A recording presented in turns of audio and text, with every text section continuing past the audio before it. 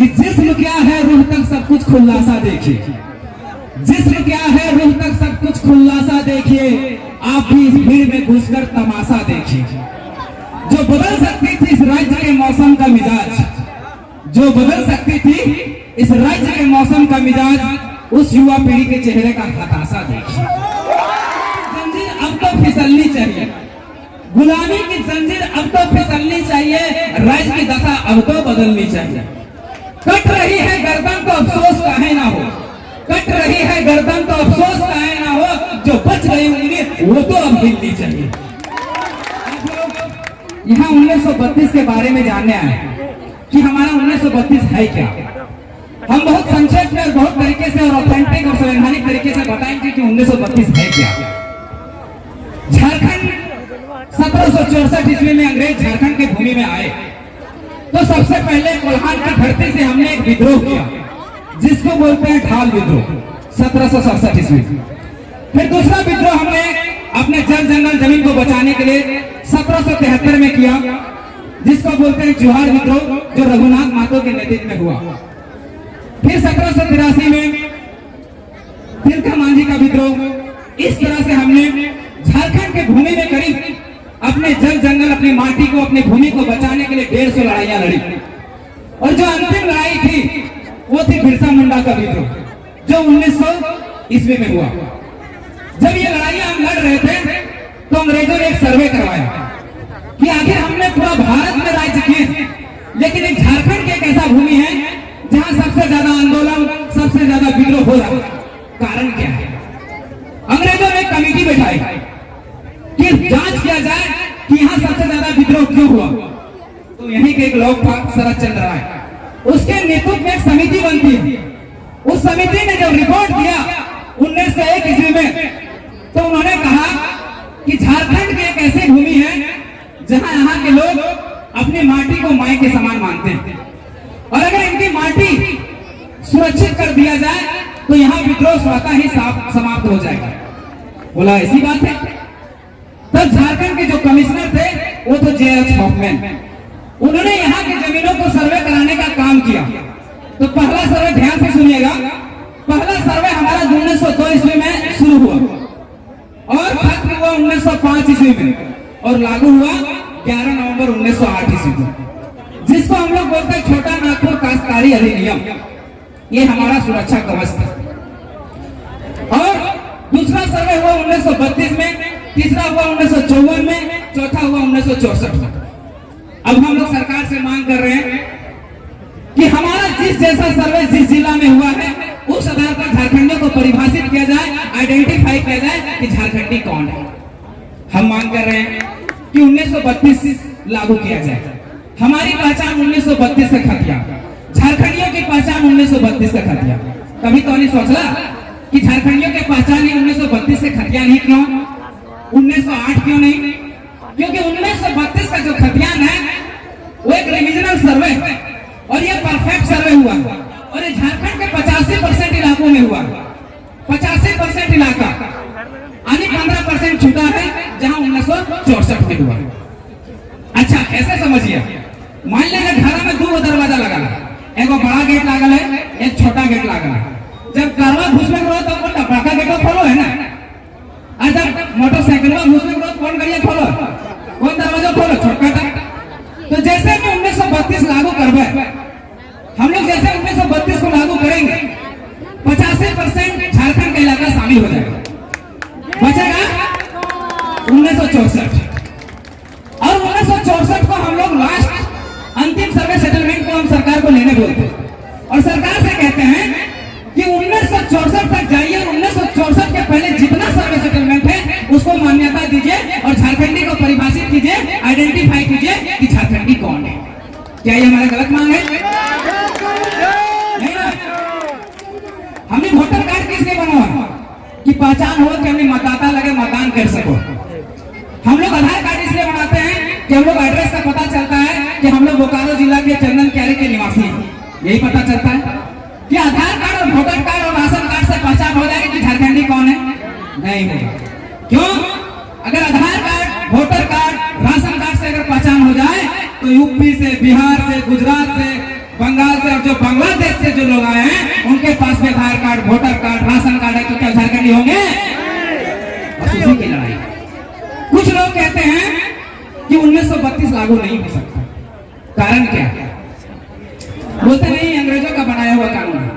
तो ये तर्क सुनिएगा, भारत में जितनी चीजें बनी, चाहे संविधान बना हो, चाहे सुप्रीम कोर्ट जो आदेश सुनाता है, जिसने 1932 से खतियान को खारिज किया था, हाई कोर्ट जिसने 1932 से खतियान को खारिज किया था, वो हाई कोर्ट और सुप्रीम कोर्ट भी अंग्रेजों का बनाया हुआ है। कैसे? हाई कोर्ट और सुप्रीम कोर्ट 1772 के एक्ट के तहत बना, 1774 में स्थापित है। और 1774 में कौन थे? अंग्रेज।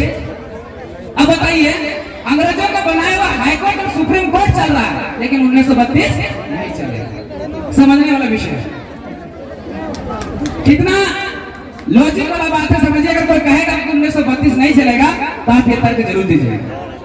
दूसरी बात, लोग हमें डाइवर्ट करने का प्रयास कर रहे हैं, हमको बदलने का प्रयास कर रहे हैं, हमें तोड़ने का प्रयास कर रहे हैं। एक षड्यंत्र चल रहा है 1932 के बारे में। ये आंदोलन को एक जाति विशेष का आंदोलन बना दिया गया है, तो उसका आज हम खंडन करेंगे कि जाति विशेष का आंदोलन नहीं। अगर जाति विशेष का आंदोलन होता तो हम लोग कहते हैं कि झारखंडियों की पहचान 1932 से खतियान। हम क्यों नहीं कहते कि महतो का पहचान 1932 से खतियान, मुस्लिमों का पहचान 1932 से खतियान, आदिवासियों का पहचान 1932 से खतियान, आदिवासियों का पहचान 1932 से खतियान, रजवार का पहचान 1932 से खतियान, बावरी का पहचान 1932 से खतियान क्यों नहीं करते? कि ये खतियान झारखंडियों की पहचान है 1932 के खतियान, किसी जात का नहीं है। इसलिए आज से कोई डायवर्ट करने का प्रयास करेगा तो समझिए ये लड़ाई हम सबकी है, हर जात वर्ग की है। ये लड़ाई किसी जात, धर्म, लिंग, संप्रदाय से ऊपर उठकर है, ये झारखंडियों की बचाने की लड़ाई है। तो याद रखिएगा। दूसरा डाइवर्ट करने का प्रयास चल रहा है कि हम लोग 1932 के आधार पर नियोजन की मांग कर रहे हैं। नहीं, हम कभी 32 के आधार पर या खतियान के आधार पर नियोजन की मांग नहीं कर रहे। हम कह रहे हैं हमारा जो सर्वे सेटलमेंट है, जो खतियान है, उसके आधार पर झारखंडियों को परिभाषित किया जाए, आइडेंटिफाई किया जाए, और जब झारखंडी को पहचान मिल जाएगा उसके बाद क्या कीजिए, आप नियोजन बनाइए। नियोजन का मतलब क्या? नियोजन का मतलब अगर 100 सीट अगर यहाँ कंपनी खुला, जैसे मान लिया इलेक्ट्रो स्टील, जैसे अर्जुन रजवार बोल रहे थे कि इलेक्ट्रो स्टील में 10,000 एम्प्लॉय काम करते हैं, तो हम 100 ही मान लेते हैं। अगर मान लिया 100 आदमी काम करता है तो उसमें प्राइवेट नौकरियों में 100 में 75 हमारे लोग काम करना चाहिए, और ऑफिसर के पद में भी 75 लोग हमारे झारखंड के लोगों को नौकरी लगना चाहिए, और जो सीटी की नौकरियां हैं उसमें 100 में 95 लोग हमारे होने चाहिए। क्या ये गलत मांग है? यही नीति की मांग कर रहे हैं हम। नियोजन में इसकी मांग कर रहे हैं। हम नियोजन में नहीं कह रहे कि खतियान आधारित नियोजन बनाइए, हम कह रहे हैं कि पहले खतियान से झारखंडियों को परिभाषित किया जाए, आइडेंटिफाई किया जाए, उसके बाद नियोजन बनाया जाए। अब इसको ऐसे समझिएगा, मान लीजिए यहाँ 100 लोग जमा है और 100 लोगों को नौकरी देना है, कि मान लीजिए चंदन कैरी के जो लोग हैं उसको नौकरी देना है। पहले हम पहचान करेंगे ना कि चंदन कैरी के कौन लोग हैं। अगर हम पहचान करके आईडी कार्ड उसको नहीं देंगे कि चंदन कैरी का कौन है, तो हम आए डुमरी से और पहचान नहीं किए, आपका नौकरी लेंगे कि नहीं लेंगे? आपका नौकरी खाएंगे कि नहीं खाएंगे? खाएंगे ना। तो इसलिए पहले पहचान हो जाए कि चंदन कैरी का कौन है, उसके बाद उसको नौकरी दिया जाएगा। तो यहाँ केवल चंदन कैरी के लोगों को ही नौकरी लगेगा कि नहीं? उसी तरह से अगर परिभाषित हो जाए, हम आइडेंटिफाई हो जाए कि झारखंडी कौन है, उसके बाद अगर नौकरी दिया जाए तो केवल झारखंडियों को नौकरी लगेगा, बाहरियों को नहीं। यही रोकने का काम है। अब है उसमें अगर सीएनटी की धारा 46 का क्या कहते हैं, कहता है कि अगर कोई आदिवासी है तो केवल आदिवासियों की ही जमीन खरीद सकता है। तो एक बात बताइए, जो यूपी से आए, जो बिहार से आए, जो छपरा से आए, जो बांग्लादेश से आए, वो यहाँ जमीन कैसे खरीद लिए? यानी गलत तरीके से खरीदे।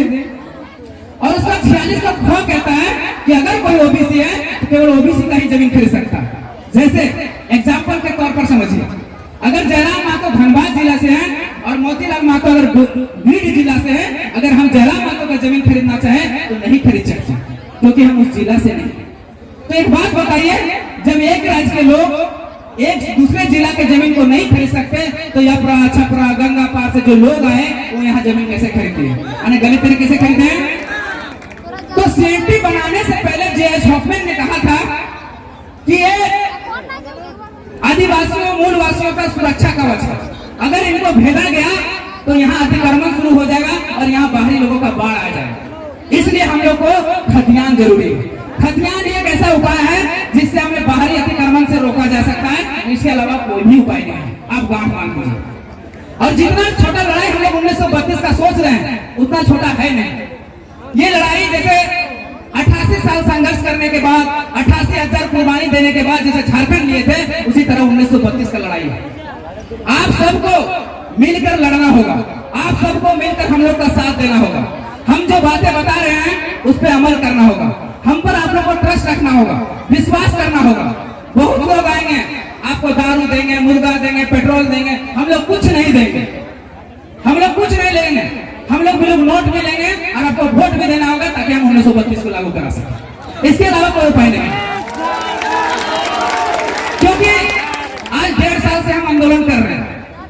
अगर हमारे पास पावर होता, कुंवर नारायण सिंह बोले थे कि अगर सड़क सूना हो जाएगा तो सदन हमारा हो जाएगा। हम लोगों ने 1.5 साल से आंदोलन करके सड़क को सूना नहीं पड़ने दिया, लेकिन हमारे सदन में हमारे लोग नहीं है। हम लोग जो आवाज उठा रहे हैं वहां पर हमारा कलम चलाने वाला लोग नहीं है।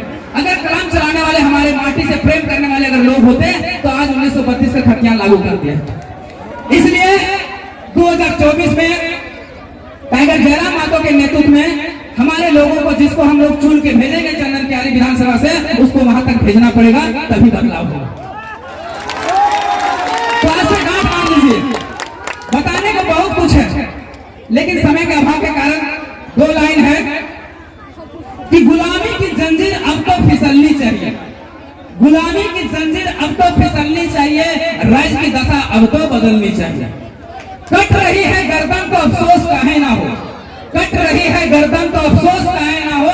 जो बच गई उंगली वो तो अब हिलनी चाहिए।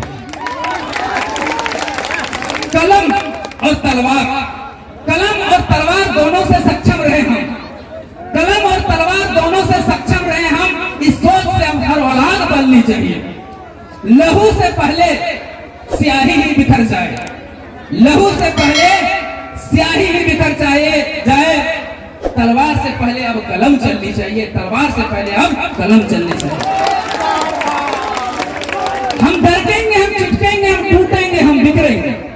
हम डरकेंगे, हम चिटकेंगे, हम टूटेंगे, हम बिखरेंगे। इस मिट्टी से जन्म लिए इस मिट्टी में मिल जाएंगे, पर अपनी भाषा, अपनी संस्कृति, अपनी सभ्यता, अपनी परंपरा से समझौता नहीं करेंगे।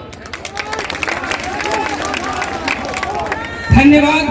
जोहार। फिर से सभी दर्शकों को, सभी साथियों को, सभी योद्धाओं को, सभी वॉरियर को मेरे तरफ से जमा जोहार।